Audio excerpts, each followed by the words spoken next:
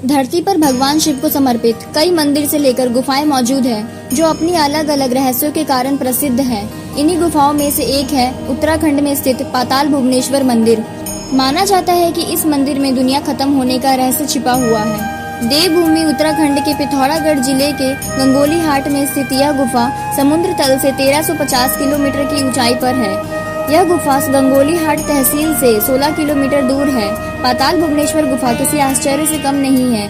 यह गुफा प्रवेश द्वार से करीब 200 मीटर लंबी और 90 फीट गहरी है। स्कंद पुराण के अनुसार इस गुफा में 33 कोटि देवी देवताओं का वास है और माना जाता है कि इस गुफा में जाने से 4 धाम की यात्रा सफल हो जाती है। अगर हम पाताल भुवनेश्वर गुफा की खोज के बारे में बात करें तो पौराणिक कथाओं के अनुसार सर्वप्रथम इस गुफा की खोज त्रेता युग में अयोध्या के सूर्यवंशी राजा ऋतुपर्णा ने की थी। उसके बाद द्वापर युग में पांडवों द्वारा इस गुफा की खोज मानी जाती है। पाताल भुवनेश्वर से जुड़ी मान्यताओं के अनुसार कलयुग में इसकी खोज जगत गुरु आदि शंकराचार्य ने 822 ईस्वी के आसपास की थी। पुराणों के अनुसार जब भगवान शिव ने क्रोधित होकर भगवान गणेश का सिर धड़ से अलग कर दिया था, बाद में माता पार्वती के कहने पर गणेश जी को हाथी का सिर लगाया गया था।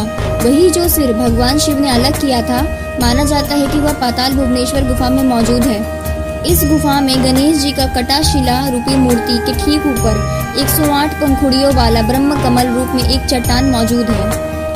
इस 108 पंखुड़ियों वाले ब्रह्म कमल से जल की पवित्र बूंदें गणेश के कटे शिला रूपी धड़ पर गिरते रहती है।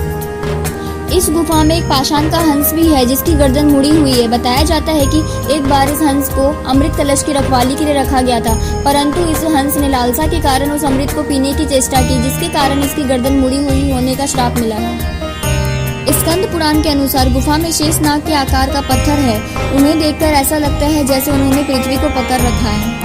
पाताल भुवनेश्वर गुफा में ब्रह्मा, विष्णु और महेश का एक साथ दर्शन होते हैं। इस गुफा के अंदर केदारनाथ, बद्रीनाथ और अमरनाथ के भी दर्शन होते हैं। इसी गुफा में काल भैरव की जीभ के भी दर्शन होते हैं। धार्मिक मान्यता है कि मनुष्य काल भैरव के मुंह से गर्भ में प्रवेश कर पूंछ तक पहुंच जाए तो उसे मोक्ष की प्राप्ति होती है।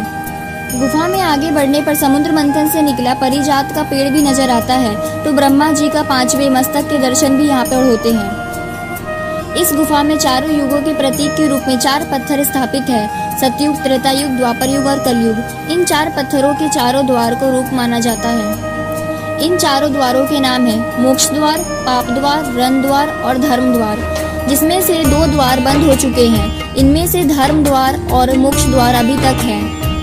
धर्म द्वार को कलयुग का प्रतीक माना जाता है। इस पत्थर की सबसे खास बात यह है कि यह पत्थर धीरे धीरे ऊपर की ओर उठ रहा है और जिस दिन यह पत्थर गुफा की छत को छू लेगा उस दिन कलयुग का अंत हो जाएगा। इस गुफा में एक छोटा सा हवन कुंड भी नजर आता है। ये वही हवन कुंड है जिसमें राजा परीक्षित की मृत्यु के बाद उनके पुत्र जन्मेजय ने अपने पिता की मृत्यु का प्रतिशोध लेने के लिए नागों की प्रजाति को इसी कुंड में आहुति देने लगे और इसी हवन कुंड के ऊपर तक्षक नाग की आकृति बनी हुई है।